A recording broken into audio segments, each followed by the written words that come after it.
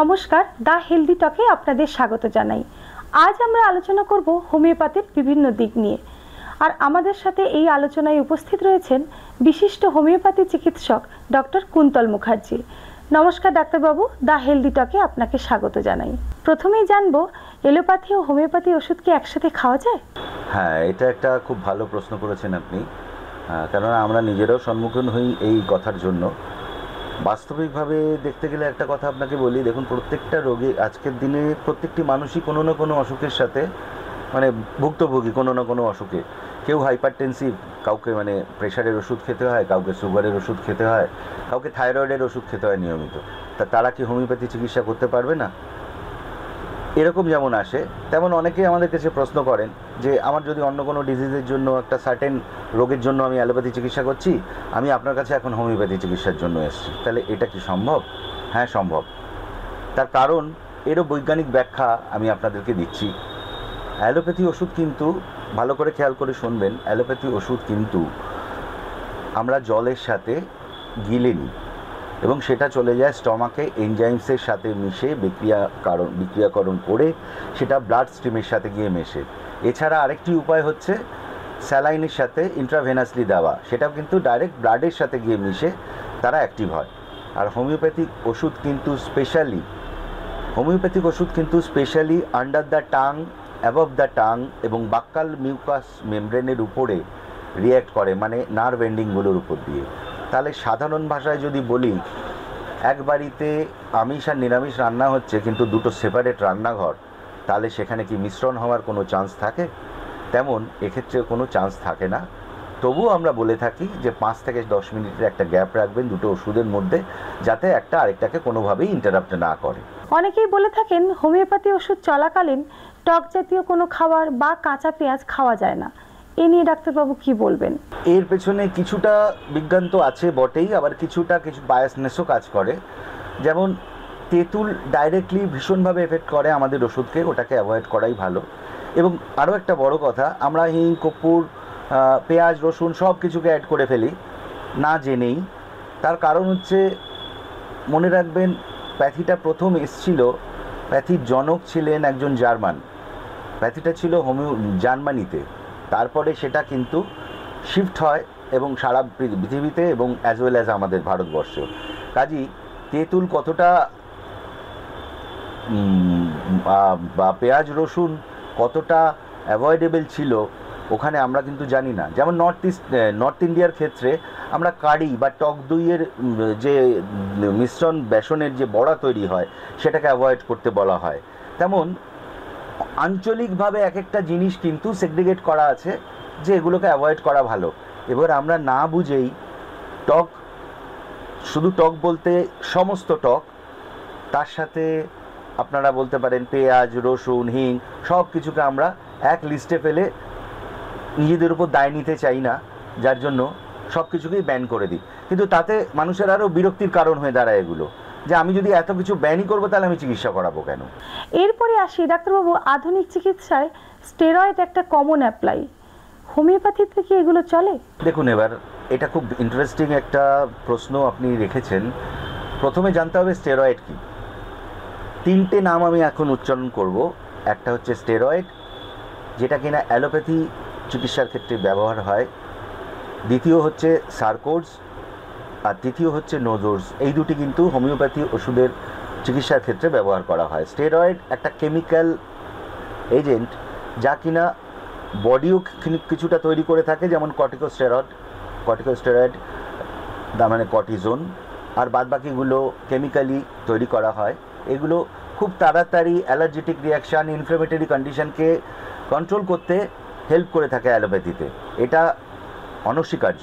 কিন্তু এর long treatment এই ওষুধ দিয়ে বা দীর্ঘস্থায়ী ট্রিটমেন্ট যদি এই দিয়ে চলতে থাকে, তাহলে হরমোন ইমব্যালেন্স হতে পারে, বোন ডেন্সিটি কমে যেতে পারে, ওয়েটের পরিবর্তন হতে পারে মানুষের। এবার আসছি সারকয়েডস আর নোজোর্স। সারকোডস হচ্ছে হেলদি টিস্যু থেকে তৈরি করা ওষুধ, যাকে হোমিওপ্যাথিতে ব্যবহার করা হয়, তাকে বলা হয় সারকোডস।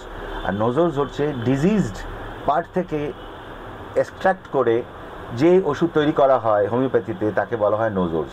সাধারণত হোমিওপ্যাথি ডাক্তাররা এই সার্কোডস এর নোজলসগুলোই ইউজ করে থাকেন হোমিওপ্যাথিতে। এবং এই যে ভ্রান্ত ধারণা চলে আসছে যে ইউজ করা হয়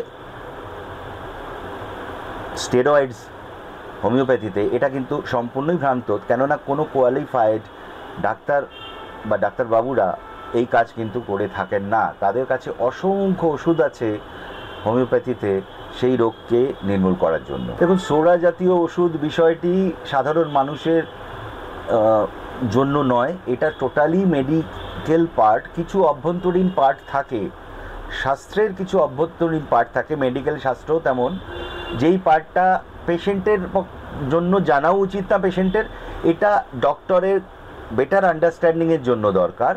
শুধু সোরা নয়, সোরা, সিফিলিস, সিফিলিটিক মায়াজম, সোরা মায়াজম এবং সাইকোটিক মায়াজম বা মিক্সড মায়াজম, এই মায়াজমগুলো টোটালি একান্ত একটা প্রাইভেট স্পেস অফ একজন কোয়ালিফাইড ডাক্তার, যার জন্য এটা জনসমক্ষে আলোচনা করে এটাতে আরও মানুষ কনফিউজ হয়ে যাবে তাদের রোগ নিয়ে। এবং এমন এক একটা সিমটমের কথা আমি বলবো, এক একজন মানুষ তার হেড টু ফিট প্রত্যেকে তাদের মধ্যে 10টা সিমটম দেখতে পাবেন। আমার মনে হয় এই আলোচনাটা এখানে না করাই উচিত। আচ্ছা ডাক্তারবাবু, মেটেরিয়া মেডিকা জানলেই রোগী ও রোগকে কি সারানো সম্ভব হোমিওপ্যাথি চিকিৎসা দিয়ে? মেটেরিয়া মেডিকা হচ্ছে একটি লিপিবদ্ধ বিবরণ সমস্ত ওষুধের, যা শুরু করেছিলেন ডক্টর স্যামুয়েল হ্যানিম্যান। কিন্তু মনে রাখতে হবে, ডক্টর হ্যানিম্যানের পরে doctor Clarke, doctor Boenninghausen, আরও ডক্টর অ্যালেন, ডক্টর ন্যাশ, এরা আরও অনেক বিদগ্ধ ব্যক্তি, তারাও কিন্তু অনেক ওষুধ লিপিবদ্ধ করে গেছেন আমাদের হোমিওপ্যাথি জগতে। আচ্ছা, এরা প্রত্যেকেই ছিলেন কিন্তু প্রথমের জীবনে অ্যালোপ্যাথিতে। আজকে 1800 শতকের কথা, তখন অ্যালোপ্যাথিতে অনেক লিমিটেশনস ছিল। সেই লিমিটেশনস থেকে হতাশাগ্রস্ত হয়ে বা বলতে পারেন খানিকটা তার থেকে অসন্তুষ্ট হয়ে তারা কিন্তু এই হোমিওপ্যাথি ওষুধের সৃষ্টি করার চেষ্টা করেন এবং আলটিমেটলি এই প্যাথি জন্ম হয়। এবার লিপিবদ্ধ বিবরণ শুধু পড়লেই কি একটা রোগকে সম্পূর্ণ বোঝা সম্ভব? আমরা বারবার বলে থাকি যে সাইন অ্যান্ড সিমটম, এই দুটো জিনিস নিয়ে আমরা কিন্তু একটি রোগীকে দেখি এবং তার সম্পূর্ণ তার সমস্যা নির্ধারণ করে তার ট্রিটমেন্ট করি। তা আমি তো সিমটমসগুলো পেলাম, মেলানোর চেষ্টা করলাম একটা পেশেন্টের সাথে, কিন্তু সায়েন্স যা কিনা দেবে আমাকে পেশেন্টের জয়েন্টে সোয়েলিং হয়েছে কি না, পেশেন্টের হাতে কোনো ডিফর্মিটিস এসছে কি না, বা স্কিনের যে আলসারটা হয়েছে সেটা ম্যালিগনেন্ট লুক পেয়েছে কি না বা নর্মাল আছে, কিন্তু সেটা শুধু দেখে নিলেও তো হবে না। সেটা জানতে গেলে বা সেই জিনিসগুলোকে প্রপারলি বুঝতে গেলে তার আগে এসে যায় ডাক্তারি শাস্ত্র। ডাক্তারি শাস্ত্র বলতে anatomy, physiology, pathology, practice of medicine প্রত্যেকটি, এবং এগুলি না জানলে কিন্তু সম্পূর্ণভাবে আপনি মেলাতে পারবেন না এই সাইন সিমটমগুলোকে। তাই বিশেষ করে প্র্যাকটিস অফ মেডিসিন এবং মেটেরিয়া মেডিকা, এই দুটোকে অ্যামালগাম করতে পারলে প্রপারলি, তবেই একটি মানুষকে সম্পূর্ণ নিরাময় দিতে পারা কিন্তু সম্ভব হয়। এবং প্র্যাকটিস অফ মেডিসিন অবধি পৌঁছতে গেলে একটা মানুষকে, আমি আগে যে সাবজেক্টগুলোর কথা বললাম সবগুলো সাবজেক্টকে কাভার করেই আসতে হবে। আমাদের স্বাস্থ্য মানে সিস্টেম, যে হেলথ সিস্টেম, এটা কিন্তু যে কোর্সগুলোকে অপারেট করে ঠিক এইভাবেই তৈরি করে যাতে গ্র্যাজুয়ালি মানুষ এসে পৌঁছয় ফিনিশিং স্টেজে প্র্যাকটিস অফ মেডিসিন দিয়ে, যেখান থেকে সে মূল্যায়ন করতে পারে individual patient to individual disease. আচ্ছা ডাক্তারবাবু, অনেকে বলে থাকেন হোমিওপ্যাথি চিকিৎসাটা সময় সাপেক্ষ, এই নিয়ে আপনি কি বলবেন? দেখুন, এক্ষেত্রে বলবো, অ্যাকিউট কেসের ক্ষেত্রে বলবো, অ্যাকিউট কেসে যতদিন অ্যালোপ্যাথিতে লাগে ততদিন হোমিওপ্যাথিতেও লাগে। আর ক্রনিকের ক্ষেত্রে বলবো, যে জিনিসটা যত ক্রনিক হয়ে যায়, মানে যত পুরনো হয়ে যায়, সে তত কমপ্লেক্স হয়ে যায়। আমার নিজের ব্যক্তিগত জীবনের, চিকিৎসক জীবনের অভিজ্ঞতা থেকে বলছি, আমি খুব কম ক্রনিক বা জটিল কেস, পুরাতন কেস পেয়েছি যেটা কিনা একদম ফ্রেশভাবে এসছে আমার কাছে। হয়তো 10 জায়গা ঘুরে 10 জায়গায় ট্রিটমেন্ট করে অ্যালোপ্যাথি, হোমিওপ্যাথি, আয়ুর্বেদিক অনেক রকম করে অনেক ডাক্তারবাবুর কাছ থেকে ঘুরে হয়তো তারা ফেলিওর হয়েছেন কোনো না কোনো নির্দিষ্ট কারণে, হয়তো সেটা আমার জানার দায়িত্ব নয়, এসছেন এবং সেখানে গিয়ে সেই ডিজিজটা যখন অরিজিনালি যেটা ছিল তার থেকে কিন্তু একটা কমপ্লেক্স ডিজিজে পরিণত হয়েছে। এবার একটা সিম্পল উদাহরণ পাশাপাশি দিই, 1 কিলোমিটার দূরে যেতে আপনার হয়তো 10 মিনিট লাগলো, 5 কিলোমিটার দূরে যেতে নিশ্চয়ই আপনার সেই অনুযায়ী সেটা 50 থেকে 40 মিনিট লাগবে। ব্যাক করতেও কিন্তু ততটা সময়ই লাগে, 1 কিলোমিটার ফিরতেও যতটা লাগে, আবার 10 কিলোমিটার ফিরতে কিন্তু 10 মিনিট লাগে না, 40 থেকে 50 মিনিটই লাগে। তাই যত কমপ্লেক্স হয়ে যায় ডিজিজ তত তাকে সারাতে সময় বেশি লাগে। এটা কিন্তু সারানোর ক্ষেত্রে, আবার বলছি, যে ডিজিজ অ্যাকিউটের ক্ষেত্রে যত দিন লাগার দরকার তত দিনই কিন্তু প্রয়োজন হয় যদি ঠিকঠাকভাবে ওষুধ দেওয়া যায়। লাইক অ্যালোপ্যাথির মতোই কাজ করে। সব প্যাথিরই লিমিটেশনস আছে। কোনো প্যাথি বা কোনো মানুষ 100% হতে পারে না, সায়েন্স কখনো কমপ্লিট হতে পারে না। সায়েন্স আজকে রাত্রেও আমি শুতে যাব, আপনি শুতে যাবেন, সায়েন্স ডেভেলপ হতে থাকবে, কালকে সকালবেলা একটা নতুন খবর আপনি পেলেও পেতে পারেন। তাই লিমিটেশনস না থাকলে তো সেই সায়েন্স সেখানে স্ট্যাগনেন্ট হয়ে গেল। লিমিটেশনস থাকতেই হবে এবং লিমিটেশনসকে মেনে নেওয়াটা বুদ্ধিমত্তার কাজ। তার কারণ হচ্ছে তাহলে আপনি নিজের ভুল ভ্রান্তিটাও ধরতে পারবেন।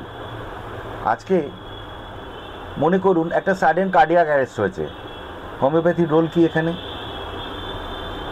মারাত্মক ব্রঙ্কিয়াল স্প্যাজম হয়েছে, হোমিওপ্যাথি কতটা রিলিফ দিতে পারবে এখানে? Instant relief. মারাত্মক অক্সিজেন স্যাচুরেশন লেভেল কমে গেছে, এমন কি কোনো ওষুধ আছে অক্সিজেন নল নাকে লাগানো ছাড়া সেটাকে বাড়িয়ে দেওয়া সম্ভব? আরও অসংখ্য উদাহরণ দেওয়া যেতে পারে। লিমিটেশনস সব প্যাথির আছে। অ্যালোপ্যাথিতে সমস্ত স্কিন প্রবলেম কি curable? Not that. Tonsillitis frequent বা অ্যাডিনয়েডাইটিস হলে কেন ওরা ডাইরেক্ট অপারেশনের জন্য অ্যাডভাইস করেন? কেন স্কিন প্রবলেম বা অ্যালার্জিটিক কমপ্লেনগুলোকে নর্মাল করার জন্য ব্যবস্থার বদলে ওদের কাছে স্টেরয়েডই একমাত্র অস্ত্র হয়ে দাঁড়ায়? আলোচনা করলে অনেকভাবে আলোচনা করা যায়। লিমিটেশন সবার আছে, এটা মেনে নেওয়া একজন শিক্ষিত সমাজের একজন ডাক্তার হিসেবে আমি মনে করি এটা আমাদের সবার পরম কর্তব্য। আজ আমাদের সময় দেওয়ার জন্য আপনাকে অসংখ্য ধন্যবাদ জানাই। আপনাদেরও ধন্যবাদ যারা এতক্ষণ আমাদের সঙ্গে ছিলেন। ভালো থাকুন, সুস্থ থাকুন, দেখতে থাকুন দ্য হেলদি টক।